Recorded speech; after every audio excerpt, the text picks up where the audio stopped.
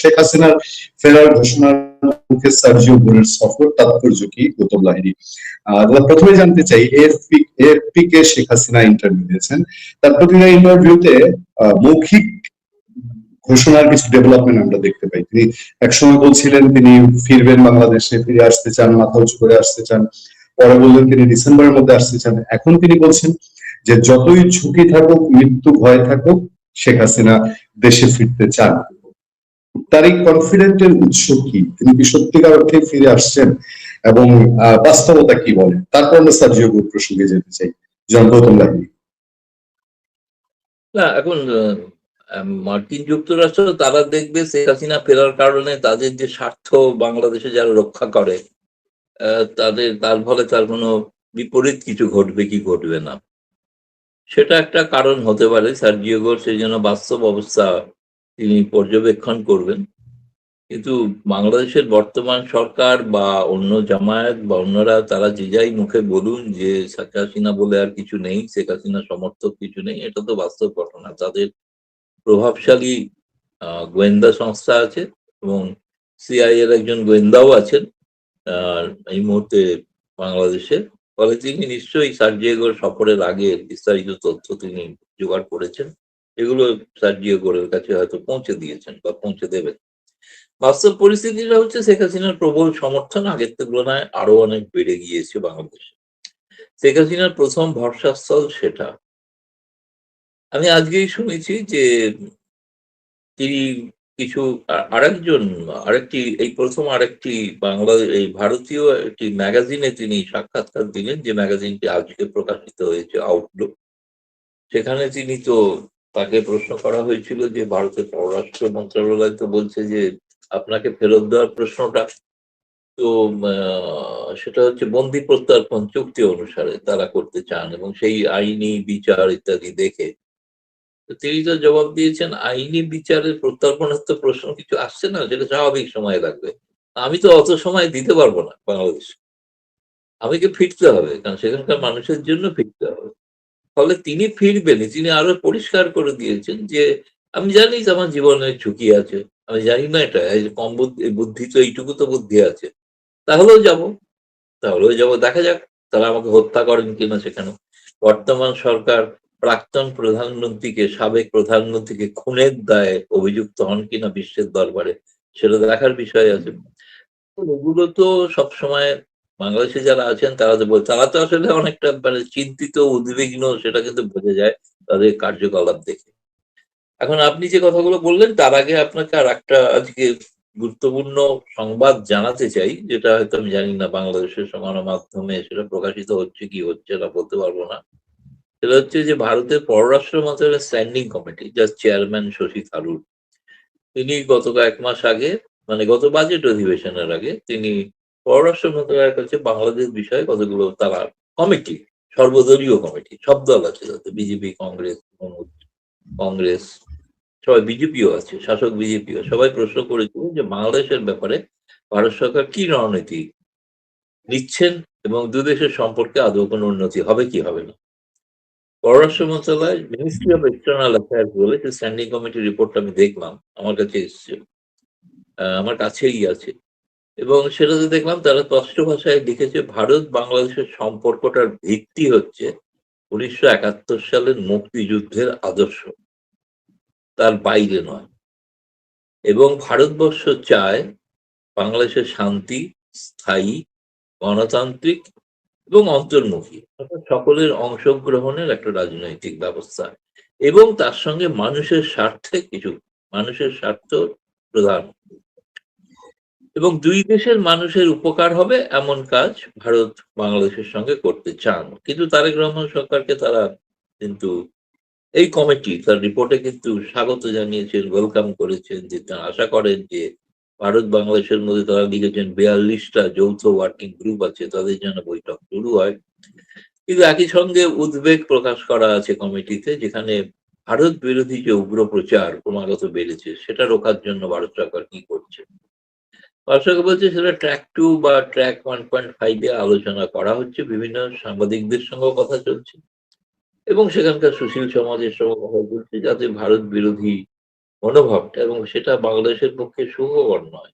ভারত বিরোধী মনোভাবটা সুখকর হলে কথা ছিল, কিন্তু সুখকর নয়, স্বস্তিদায়কও নয়। ফলে বাংলাদেশের সেই জন্য এই প্রশ্নটাকে কিন্তু পররাষ্ট্র মন্ত্রণালয় আজকে, যেদিন সার্জিও গোর ঢাকায় পৌঁছেছেন, সেই দিন রিপোর্টটা পার্লামেন্টে পেশ করা হয়েছে, রাজ্যসভা এবং লোকসভা, সভাতেই।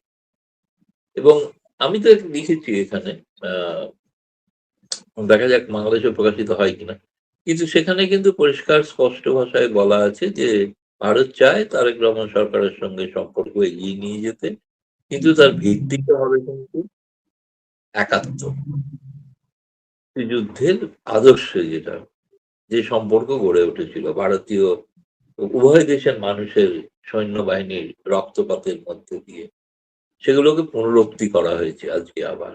ফলে এটা খুবই আরো তাৎপর্যপূর্ণ বিষয় আমার মনে হয়েছে, কারণ ভারত সরকার তার যে ঘোষিত নীতি, তার থেকে ভারত সরকার সরেনি বা সরছে না, সেটা যিনি ক্ষমতায় থাকুন বাংলাদেশে। ভিত্তিটা হতে হবে 1971-এর মুক্তি। এবং সেই কারণেই তারা এখন বলছেন যে ভারত বিরোধী মনোভাব আছে, সেটা বাংলাদেশের বহু মানুষ করে, স্বার্থান্বেষী মানুষ করেন, তাতে বাংলাদেশের মানুষের যাতে ক্ষতি হয় তার জন্যই করেন। ফলে আজকের দিনে শশী থারুর কমিটির কাছে ভারতের পররাষ্ট্র মন্ত্রণালয়ের জবাব, এটা খুবই তাৎপর্যপূর্ণ। হয়তো আগামীকাল ভারতবর্ষের বহু কাগজেই প্রকাশিত হবে বলে আমার ধারণা। ইতিমধ্যে অন্যান্য অনেক বিষয় আছে, গঙ্গা চুক্তি নবীকরণের জন্য তারা বলেছেন দ্রুত করা উচিত, তিস্তার ব্যাপারে সংশয় প্রকাশ করেছেন। এখন এগুলো তো আছে, বর্ডার ইত্যাদি যাবতীয় দ্বিপাক্ষিক বিষয়ের যে বিভিন্ন সেক্টর, সব বিষয়ে তাদের প্রশ্ন ছিল, সব বিষয়ে বিস্তারিত দীর্ঘ রিপোর্ট। ফলে পুরোটা এখনো আমি সম্পূর্ণ খুঁটিয়ে পড়ে উঠতে পারিনি, যতটুকু পড়েছি মধ্য বিষয় আপনাকে জানালাম। ফলে এটা আজকের দিনের জন্য একটা বার্তা। এখন দেখতে হবে সার্জিও গোর, আমি শুনেছি তিনিও বাংলাদেশে অন্তর্মুখী সমাজ, রাজনৈতিক সমাজ গঠনের পক্ষে। আওয়ামী লীগকে পুরো সম্পূর্ণ বাইরে রাখা হবে, এটা রিপাবলিকান পার্টির প্রতিনিধি যেটা চান কিনা সেটা আমরা সেটা শোনা দরকার প্রকাশ্যে। দেখুন, যে কথা বলেছেন সার্জিও গোর, তিনি যা টুইট করেছেন, বাংলাদেশের পররাষ্ট্র মন্ত্রণালয় যেটা, পররাষ্ট্রমন্ত্রীও বলেছেন সাংবাদিকদের যে অত্যন্ত ভালো আলোচনা হয়েছে। কারণ গতকাল তো ভারতের দীনেশ ত্রিবেদী হাই কমিশনের সঙ্গে আলোচনা, তিনিও বলেছেন চমৎকার আলোচনা হয়েছে। তো সার্জিও গোর এবং ভারত দুজনের আলোচনাটাই এত চমৎকার যে এখন দেখা যাক এই চমৎকারিত্বটা ফলে কিনা, সেটা দেখার বিষয় আছে আর কি। তো এখন এই দুজনেরই খুশি কথা বলে, মানে বাংলাদেশের পররাষ্ট্র মন্ত্রণালয় দীনেশ ত্রিবেদীকেও খুশি করেছেন, সার্জিও গোকেও খুশি করেছেন। এখন জানি না ওনার বাকি কর্মসূচি থাকলে বা জানলে তখন হয়তো জানতে পারবো বা বুঝতে পারবো কি হচ্ছে। কালকে তো আগামীকাল উনি শুনেছি কক্সবাজার পরিদর্শন করে এসে তারপরে হয়তো প্রধানমন্ত্রী তারেক রহমানের সঙ্গে কথা বলবেন। আমি এটা শুনেছি, এটা আপনারা খোঁজ নিয়ে দেখতে পারেন, উনি কয়েকজন সাংবাদিকের সঙ্গেও মিলিত হচ্ছেন।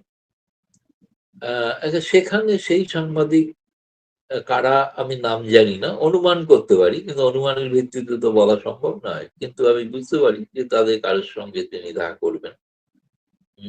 এবং তাদের নিজেদের পছন্দ, তারা মার্কিন যুক্তরাষ্ট্র দূতাবাস তারা ঠিক করেছে। ফলে তার একটা সাংবাদিকদের আলাপচারিতায় অনেক কিছু স্পষ্ট বেরিয়ে আসবে, এবং আশা করব সাংবাদিকরাই যাবতীয় প্রশ্ন করবেন, যে স্বাভাবিক যেগুলো মানুষ জানতে চাইছে। অবশ্যই প্রশ্ন হতে পারে যে শেখ হাসিনা যে ফিরতে চাইছেন, এ ব্যাপারে আমেরিকার কোনো মত আছে কি নেই।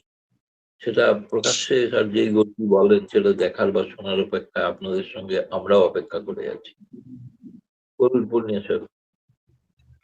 দাদা, আমরা শুনছি যে তার প্রোগ্রামে কিছু চেঞ্জ আসছে, এরকম আপনার কাছে কি তথ্য আছে কিনা? আমি বাংলাদেশের সাংবাদিক বলতে আমি জানি যে আমাদের ডিপ্লোম্যাটিক রিপোর্টার অ্যাসোসিয়েশন ডিক্যাপ একটা আছে। সাধারণত আমেরিকান কেউ আসলে দেখা করলে ডিক্যাপ এর সদস্য হয়ে দেখা করেন, তাদের সবাইকে আমরা চিনি। কিন্তু তার প্রোগ্রামে কোনো পরিবর্তনের কোনো খবর আপনি পেয়েছেন? না, আমি সেরকম কিছু জানি না পরিবর্তন কিছু হয়েছে কিনা, কিন্তু কেউ কেউ বলছেন, আমি সেটা তো এখনো ভেরিফাই করতে পারিনি, যে তো কোথাও একটা তার নৈশভোজের কথা ছিল, সেটা বাতিল হয়ে গেছে। সেটা তো এখনো নিশ্চিত আমি হতে পারিনি যে পররাষ্ট্র মন্ত্রণালয় তাকে, ধরুন সার্জিও গোরের মতো একটা ইম্পর্টেন্ট মানুষ, তিনি ট্রাম্পের সরাসরি দূত, তিনি পৌঁছেছেন। এবং একটি কাগজ তো দেখলাম লিখতে গিয়ে তার সম্পর্কে একটা অন্য পরিচয় দিয়েছে, তিনি নাকি ধনকুবের। এখন ধনকুবের বলে ট্রাম্প রেখেছেন কিনা আমি জানি না, কিন্তু ট্রাম্পের ব্যক্তিগত লোক, ফলে শেষ পর্যন্ত ধনকুবের এই সার্জেই গোর, তিনি শেষ পর্যন্ত সেই ডিনার বৈঠকটা হয়নি বা আমি কনফার্ম করতে পারিনি হয়, মানে হওয়া আমি স্বাভাবিক একজন বিরোধী। হ্যাঁ, আমি বলুন না আমি আপনার। আমি একটু আগের বলেন। প্রসঙ্গে যেতে আবার একটু আগের প্রসঙ্গে যেতে চাই। আপনি জানেন যে বাংলাদেশে শেখ পরিবারকে পুরোপুরি নির্মূল করার জন্য পাকিস্তানের একটা এটা স্বীকৃত, ইতিহাস স্বীকৃত যে পাকিস্তান চেয়েছিল বঙ্গবন্ধু পুরো পরিবারটাই যেন 75-এ শেষ হয়ে যায়। এরপরেও শেখ হাসিনাকে হত্যার জন্য 21 বার চেষ্টা করা হয়েছে।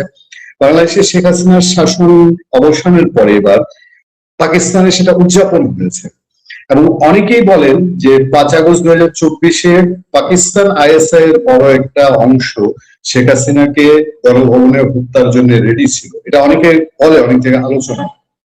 এবার তিনি দেশে যদি আসেন, যেভাবে বলছেন সেভাবে তিনি যদি আসেন, তাহলে বাংলাদেশে থাকা তার বিরোধীরা বেশি হুমকি, নাকি পাকিস্তান যে শক্তিটা চায় বঙ্গবন্ধু পরিবার পুরোপুরি নিঃশেষ হয়ে যাক সেই শক্তিটা বেশি হুমকি?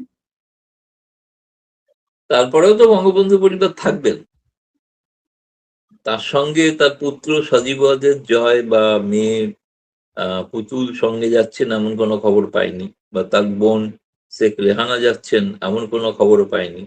কিন্তু তিনি যখন যাবেন তার সঙ্গে প্রচুর বিদেশি গণমাধ্যম যেতে পারে বলে শুনছি। ফলে তাদের সামনে যদি হত্যাকাণ্ড ঘটে, তারা আশা করি স্পট থেকে ফ্যাকচুয়াল রিপোর্টিং করবেন। ফলে তাদের রিপোর্টিং থেকেই তো পরিষ্কার হয়ে যাবে যে কে দায়ী শেখ হাসিনার হত্যার জন্য। এবং আমার মনে হয় না যে তারেক রহমান সরকার এতটা ঝুঁকি নিতে পারবে না। আন্তর্জাতিক দুনিয়ায় খুব সমস্যার সম্মুখীন হতে হবে। মানে একটা সাবেক প্রধানমন্ত্রীকে হত্যা করা হচ্ছে, সেই দায়টা তো তাদের ঘাড়ে পড়বে না? ফলে তারেক রহমান সরকার কি এমন কিছু একটা কি সুযোগ করে দেবেন সেই পাকিস্তানি আইএসআই গোয়েন্দাদের, যে তাতে তারা নিশ্চিন্তে হত্যা করতে পারে? যদিও অনেকেই বলেন যে সবই সম্ভব বাংলাদেশে। বাংলাদেশে অসম্ভব বলে কিছু নেই। ফলে এটা আমি উড়িয়ে দিচ্ছি না। কিন্তু শেখ হাসিনা বলছেন, আমি তো এভাবে দীর্ঘকাল এরকম এখানে দিল্লিতে বসে নিরাপদ আশ্রয় এরকম থেকে যাব চিরকাল। এটা তো হতে পারে না। বয়স হচ্ছে। ফলে যা হবার হবে, বয়স হচ্ছে। এরপর আর কতদিনই বা বাঁচতাম, তাই না? তো যে কদিন আমি যদি চেষ্টা করে দেখি একবার আমার দেশে মানুষের কাছে ফিরতে পারেন কি। কিন্তু আমি এটা বলছি আপনাকে, কোনোভাবে যদি তিনি গোপালগঞ্জ বা টুঙ্গিপাড়া পৌঁছাতে পারেন, সেখানে শেখ হাসিনাকে হত্যা করার মতো হিম্মত বা সুযোগ যারা পাবেন না, কেউ পাবেন না। যারা করতে যাবেন তারা না মার খেয়ে মারা যান। তাদের জন্য আমার আগাম চিন্তা রইল। তারা যেন সাবধানে যান শেখ হাসিনাকে আক্রমণ করতে। কারণ আমি জানি টুঙ্গিপাড়ায় মিনিমাম একটা সংখ্যা হিসেব পেয়েছি, 20 লক্ষ লোক সেদিন থাকবে সেখানে। 20 লক্ষ লোক। এখন সেটার জন্য বাংলাদেশের সেনাবাহিনী বা কি করবে সেটা আমি জানি না। সেটা, ফলে এদের জন্য আমার শুভেচ্ছা রইল। আপনারা যেন বেনজির, কি বলে, জুলফিকার আলী ভুট্টোর মতো প্রাণ হারিয়ে ফেলে না যান। পাকিস্তানিরাই হত্যা করেছিল জুলফিকার, যিনি বঙ্গবন্ধুকে ফাঁসি দিতে চেয়েছিলেন। ফলে এখন এই ইতিহাস তো আছে জানা। সুতরাং এটা দেখুন, তাদের পক্ষে খুব স্বাভাবিক একটা হুমকি দেওয়া, ভয় পাইয়ে যদি শেখ হাসিনাকে রোকা যায়। শেখ হাসিনা যে ধরনের নেত্রী, তাকে বোধহয় ভয় পাওয়ানো খুব মুশকিল। ভয় পাওয়ানো খুবই মুশকিল। আপনার শেখ হাসিনা বিহীন টুঙ্গি পাড়াতে এই শেখ হাসিনা বিরোধীরা ঢুকতে পারে না, আর শেখ হাসিনা থাকলে পরে টুঙ্গি পাড়ায় ঢুকবে, এটা আসলে কেউ বোধহয় পাগলও কল্পনা করে না। আমি দাদা জানতে ওটা চাই, তো ওটা তো পৃথক বাংলাদেশ হয়ে যাবে সেদিন। আমি আমি জানতে চাই যে শেখ হাসিনা, আমাদের সমাজে শেখ হাসিনার সমর্থক কর্মী রয়ে গেছে, এখনো অনেক আছে। আমরা সাংবাদিকতা করতে গেলে অনেকের প্রশ্নের মুখে পড়ি, দেখি, জানি। আমি দেখতে পাচ্ছি যে তারা কেউ কনফিডেন্ট হতে পারছে না যে শেখ হাসিনা চলেই আসবেন কিনা, আসলে পরে লাভ কি হবে, তিনি এসে জেলে ঢুকে যাবেন, তাহলে আওয়ামী লীগের লাভটা কি? আমরা যারা এই যে দিগ্ভ্রান্তর মধ্যে আছি, মানে তারা বলছেন আওয়ামী লীগের লোকজন এই যে দেশে থেকেও একটা বন্দির মতো অবস্থা, গৃহবন্দির মতো থাকতে হয়, তাদের কি লাভ হবে? এই যে একটা কনফিডেন্সলেস সিচুয়েশন, এইটা কি একটা প্রভাব ফেলবে না শেখ হাসিনার আশা, যদি এ ধরনের আশা হয় এবং তিনি এসে জেলে ঢুকে গেলেন, তাতে কি লাভ হলো? দেখুন, এরা ইতিহাস ভুলে যান, এই আর কি। দেশ যখন স্বাধীন হয়েছিল তখন কি বঙ্গবন্ধু দেশে ছিলেন? কোথায় ছিলেন? কারাগারে ছিলেন না? তাতে কি বাংলাদেশ স্বাধীন হয়নি? স্বাধীন হয়েছিল তো। তিনি তো একটা ডাক দিয়ে তিনি পাকিস্তানি সেনাবাহিনীর হাতে বন্দী হয়ে গিয়েছিলেন। তাকে তো ফাঁসিরও হয়েছিল। না হয়েছে ফাঁসি, না হয়েছে বাংলাদেশের পূর্ব পাকিস্তানের জয়, হয়েছে তো বাংলাদেশিদের জয়, তাই না? তো সুতরাং এটা আবার ঘটবে না এমন কিছু। আমি তো বলছি বারবার, বাংলাদেশ আবার একটা একাত্তরের মুখে, আবার একটা একাত্তরের মুখে। এখন এই নিয়ে কেউ কেউ আমাকে প্রশ্ন করেন, একাত্তরে তো ভারত সঙ্গে দিয়েছিল, এখন কি সেটা করবে? সেরকম কিছু আছে? তারেক রহমান সরকারের সঙ্গে এত ঘনিষ্ঠতা। ২০০১ থেকে ২০০৬ তো বিএনপি সরকার ক্ষমতায় ছিলেন। তাদের সঙ্গে তো ভারত সরকারের সম্পর্ক ছিল, খুবই ভালো সম্পর্ক ছিল। তাতে কি হয়েছে? তাতে কি শেখ হাসিনার ক্ষমতায় আসা দেশের আটকেছে? আটকায়নি তো। সুতরাং এগুলো রাজনীতিতে থাকবে, তাদের খুব স্বাভাবিক বুদ্ধিতে এগুলো মনে হচ্ছে। কিন্তু বঙ্গবন্ধু পরিবার যে ধরনের তারা ঝুঁকি নিতে, সাহস নিতে পারেন, সেই ঝুঁকি বা সাহস আর কোন দলের পক্ষে নেওয়া সম্ভব হয় না। ফলে লাভ হবে মানে তারা আবার মুক্ত বাংলাদেশ দেখতে পারেন, এটুকুই লাভ হবে, আর কিছু না। বর্তমানে পরাধীন অবস্থায় আছেন যদি বলি, তাহলে তখন তারা লাভবান হবেন। স্বাধীন বাংলাদেশ আরেকবার দেখবেন, দ্বিতীয়বার স্বাধীন। এবং ডিসেম্বর তো বিজয়ের মাস। কি আত্মসমর্পণ করে সেটা দেখার জন্য সবাই দেখবেন তারা। শেখ হাসিনা দাদা, নাকি তার আরেকটু বিরুদ্ধে যারা তারা। আরেকটা টপিক, আবার দিনেশ ত্রিবেদীর ইয়েতে চলে যাই। আপনি বলেছেন যে বাংলাদেশের পররাষ্ট্র প্রতিমন্ত্রীর সঙ্গে দিনেশ ত্রিবেদী দেখা করেছেন। সেখানে তারেক রহমানের ভারত সফরের আমন্ত্রণ যেটা ঝুলে আছে, এটা নিয়ে কথা বলেছেন। দিনেশ ত্রিবেদীও বলেছেন যে এটার দিকে ভারত তাকিয়ে আছে। হ্যাঁ, এই এই সফরটা হলে পরে কি ধরনের ফলাফল আনবে, কি ধরনের প্রভাব পড়বে, আর যদি না হয় কোনো কারণে, তাহলে কি হতে পারে? না হলে বাংলাদেশের ক্ষতি, না হলে বাংলাদেশের ক্ষতি, এক কথায়। কারণ এটা তো শুধু ভারতের নয়। শুনুন, তারেক রহমান সরকারের পক্ষে একটা সুবিধা যে তিনি ভারতের সঙ্গে কোনো দ্বিপাক্ষিক সফরে আসছেন না। তিনি ব্রিক্স, একটা আন্তর্জাতিক বহুদেশীয় মঞ্চের একটা শিখর সম্মেলনে আসছেন বিশেষ অতিথি হিসেবে। সেই সময় প্রত্যেকটা দেশের সঙ্গে তার বৈঠক হতে পারে। চীনের সঙ্গে হতে পারে, রাশিয়ার সঙ্গে হতে পারে। ভারতের তো খবর শীঘ্রই নিশ্চিত আসছেনই। এখন ভ্লাদিমির পুতিন কিছুদিনের মধ্যে কনফার্ম হতে পারে। ১১টা দেশ, তার মধ্যে ইরানও আছে। ফলে এইসব দেশের প্রত্যেকের রাষ্ট্রপ্রধানের সঙ্গে তারেক রহমানের একটা সাক্ষাতের সম্ভাবনা আছে, ভারত ছাড়াই। এরপরে ধরুন ভারত, কিন্তু তিনি এলে প্রত্যেকটা দেশ কিন্তু শেখ হাসিনা প্রসঙ্গ উত্থাপন করবে। তারা জানতে চাইবে যে বাংলাদেশে কি ধরনের রাজনীতি হচ্ছে, কি রাজনীতি হচ্ছে। আচ্ছা, চীন তো জানেই, কিন্তু বাকিরা অনেকে আরো স্পষ্ট ভাষায় তারেক রহমানের কাছে জানতে চাইতে পারে। এটা আমি জানি না এটা যে ভারতের কোনো কৌশল কিনা, যে এদেরকে দিয়ে প্রশ্ন করিয়ে জানা যে সত্যি সত্যি বাংলাদেশে শেষ পর্যন্ত ইনক্লুসিভ পলিটিক্স হবে কি হবে না। এখন সেটা ভারতের সঙ্গে যখন কথা হবে তখন ভারত নিশ্চয়ই অন্য যাবতীয় দ্বিপক্ষীয় সম্পর্ক উন্নত করা, যেগুলো যেগুলো বন্ধ হয়ে আছে সেগুলোকে শুরু করা ইত্যাদি বিষয় তো শুরু হবে, হতেই পারে আলোচনা। কিন্তু তার সঙ্গে তো এটা অবভিয়াস ব্যাপার না যে সেখানে প্রসঙ্গটা তো অনুচ্চারিত থেকে যাবে, এটা হতে পারে না। তারা তাদের মত বলবেন শেখ হাসিনা সম্পর্কে, কিন্তু ভারত তাদের তার মত শুনবেন এবং তাদের মতামত বলবেন। ফলে এটা বিষয়টা আলোচনা, সেপ্টেম্বরটা সেই জন্য খুব গুরুত্বপূর্ণ বিষয়, গুরুত্বপূর্ণ সময়। যে সময়তে এই বিষয়ে একটা কোনো সিদ্ধান্ত হয়তো জানা যেতে পারে, বা তারেক রহমান সরকার, যেমন তারেক রহমান সরকারের পক্ষে প্রকাশ্যে ঘোষণা করা সম্ভব নয় যে আমরা শেখ হাসিনাকে সাদরে লাল কার্পেট দিয়ে অভ্যর্থনা জানাই, এটা তো সম্ভব না। কিন্তু আর কি করা যেতে পারে সেটা নানাবিধ পথ আছে, যদি চান, সদিচ্ছা যদি তাকে অনেক কিছু করতে পারে। যেটাতে ভারত হয়তো চাইতে বুঝাতে যে যেটা আজকে ভারত সরকারের উত্তর, ইনক্লুসিভ সোসাইটি দরকার এবং ৭১-এর মুক্তিযুদ্ধের আদর্শে বাংলাদেশ প্রয়োজন। তো সেই ৭১-এর মুক্তিযুদ্ধের বাংলাদেশ, তাতে বিএনপিও অংশীদার ছিল। ফলে তারা এবং আওয়ামী লীগ দুটোই তো ৭১-এর মুক্তিযুদ্ধের পক্ষের লোক, না তো জামায়াত না এনসি। এনসিপি তো জন্মই হয়। তাদের বাবারা হয়তো লড়াই করে থাকতে পারে, তাদের জানেও না। আমার জানি না তারা করেছিলেন কিনা, সন্দেহ আছে আর কি। বিশিষ্ট আপনাদের বুদ্ধিজীবী যিনি ছাত্রদের উঠেছেন, তিনি তো প্রকাশ্যে বই লিখেছেন যে ৭১-এর যে সংবিধান সেটাই ফ্যাসিবাদী সংবিধান। আমি আর নাম বলে তাকে বিখ্যাত করতে চাইছি না। তিনি, তার স্ত্রী একসময় ইউনূসের উপদেষ্টা হয়েছিল, মৎস্য উপদেষ্টা, এসেই ভারতের মাছ রপ্তানি বন্ধ করে দিতে চেয়েছিল। এবং তার সঙ্গে তিনি আবার তার আগে পার্লামেন্টে মহিলাদের সংরক্ষণেরও বিরোধী ছিলেন। একজন মহিলা হয়ে মহিলা সংরক্ষণের বিরোধী ছিলেন। মানে বুঝতে পারছেন তো কি ধরনের পুরুষতান্ত্রিক মানসিকতার তারা।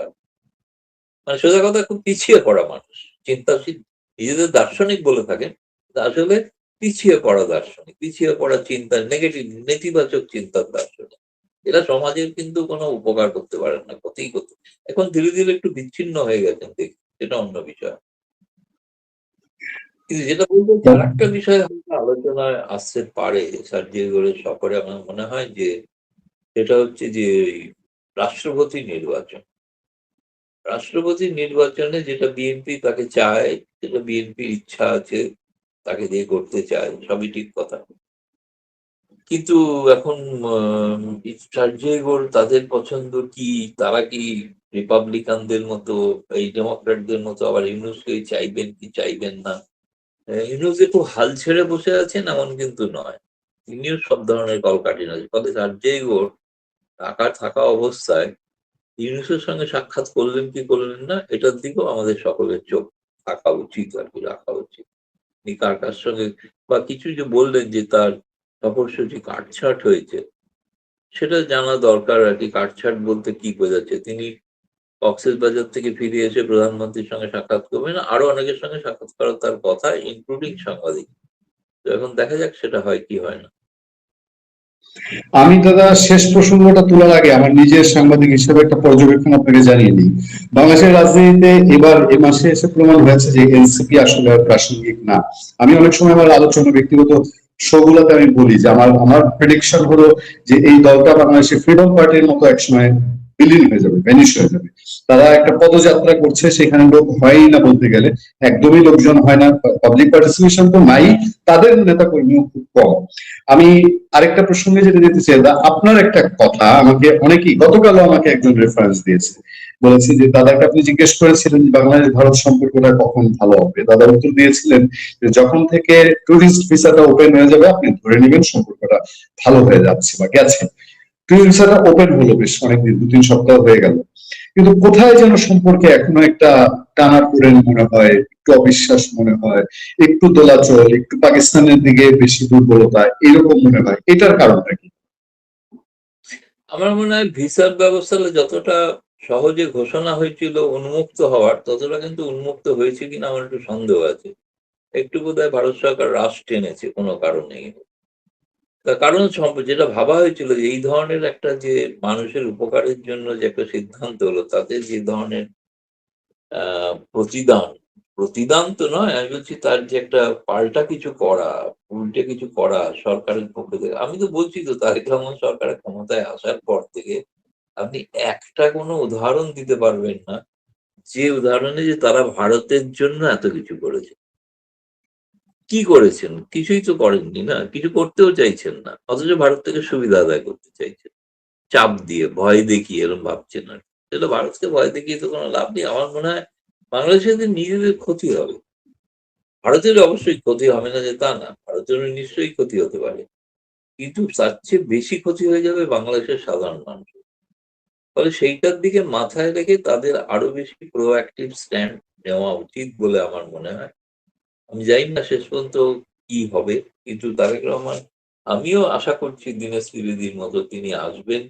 যেটা বলেছেন অধীর আগ্রহে অপেক্ষা করছি, কিন্তু দীনেশ ত্রিবেদী এটাও বলেছেন সিদ্ধান্তটা কিন্তু প্রধানমন্ত্রী নেবেন। আমরা আমন্ত্রণ জানিয়েছি, কিন্তু প্রধানমন্ত্রী সিদ্ধান্ত নেবেন। তবে তিনি এলে আমরা অধীর আগ্রহে তাকে সম্বর্ধনা দেওয়ার জন্য প্রস্তুত আছি আর কি।